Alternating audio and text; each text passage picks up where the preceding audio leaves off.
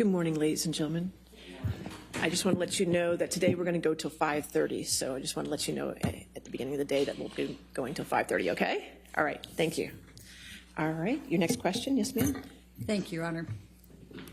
Amber, when we finished yesterday, we were talking about the Bahamas and the yacht and flying off in a helicopter. I'm going to just ask you to take a look at, Michelle, if you can bring up Defendant's Exhibit 1091.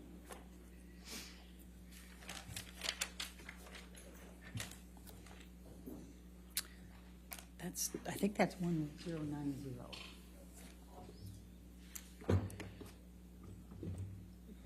Scary that I would know that.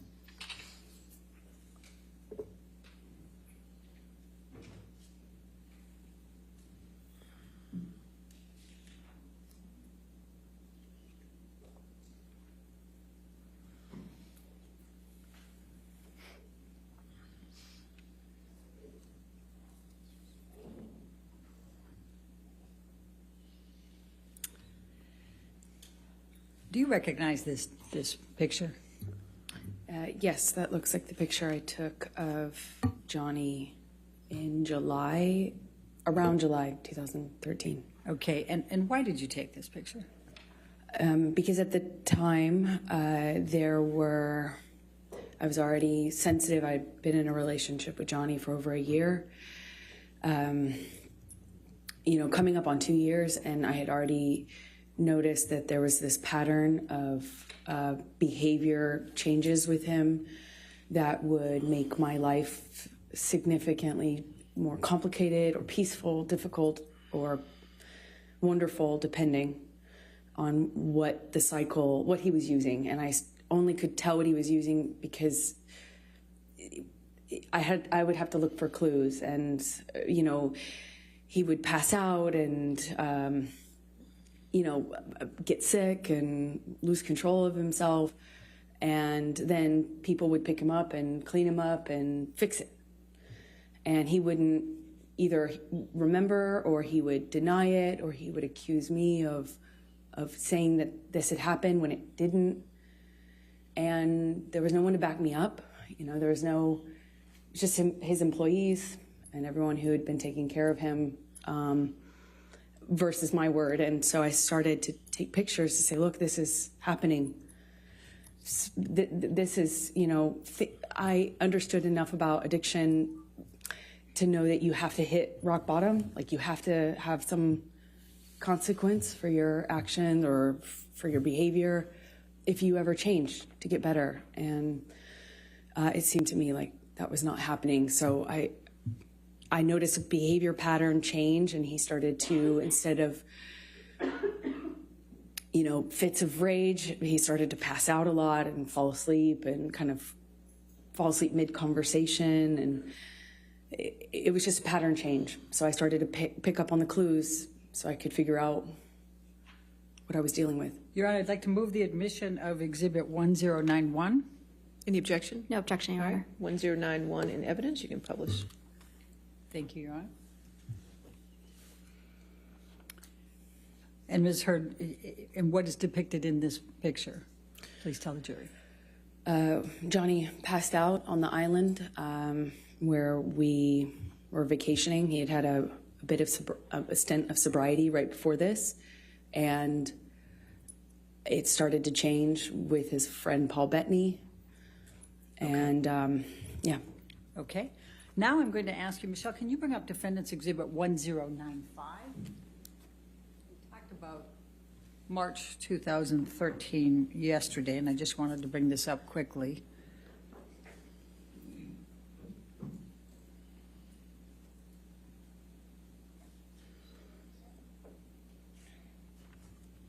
Do you recognize this picture? Yes, that was taken. Before you go further, did you take this picture? Yes, I did. Your Honor, I'd like to move the admission of Defendant's 1095. No objection, Your Honor. All right, 1095 in evidence, you can publish. Okay, thank you. Okay, now, Amber, will you please tell the jury why you took this and when you took this? This was after a several-day bender, a binge of Johnny's. The 22nd of March, which we talked about yesterday, about he tried to burn a painting. It was accusing me of having affairs with a musician, my ex-partner, and he was on these, like, you know, a drug binge where I saw him no eating, little to no sleep, and he would just use cocaine and drink all day long. Okay. And that would go for a period of time, and then a major blowout, and then he'd get sick and pass out, and then feel really awful, and often, including this time, would start a period of sobriety after that. Okay. Now I'm going to take you to mid-July 2013, the Tokyo press tour for Lone Ranger. Can you please tell the jury about that particular trip and the events relating to Mr. Depp? Sure. He was promoting a Lone Ranger, and I had just met his kids at the premiere in Los Angeles shortly before this tour started.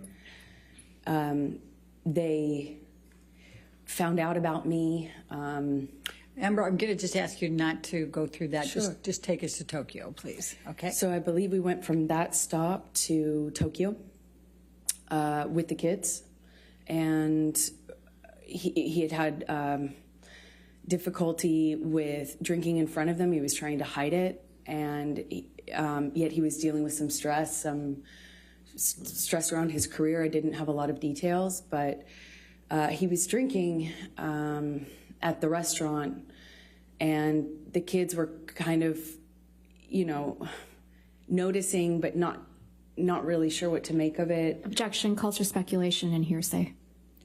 She didn't say what they said. I'll sustain us to the last Okay. part of the answer. Okay, please continue, but don't say what they said.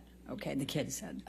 Anyway, Johnny became upset with me for judging him. He was, you know,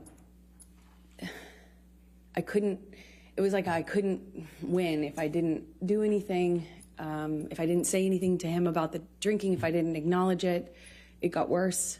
If I did acknowledge it, it was my fault and I was nagging.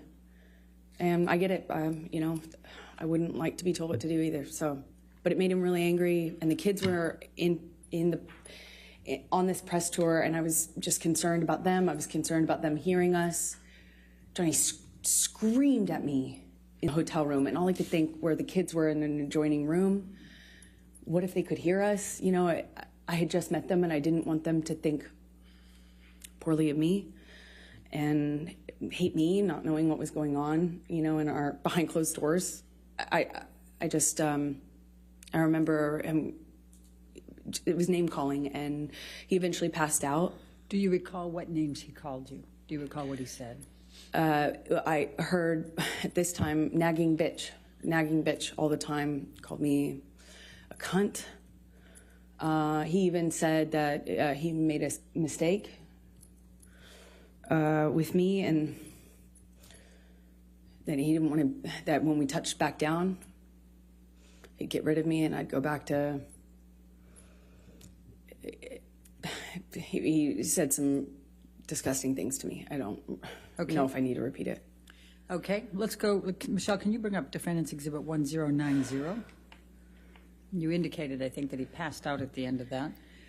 Did you take this picture? I did. Okay. Your Honor, I'd like to move the admission of Defendant's Exhibit 1090. No objection, Your Honor. Thank you. 1090 in evidence. You can publish. Thank you. And where was Mr. Depp when you took this picture? He was passed out with his head in a table in the hotel room, in our hotel room, not the kids' hotel room, in Tokyo, on that press tour. All right. Now I'm going to take you to August 2013. What, if any, discussions did you start having with Mr. Depp about moving in with him? Well,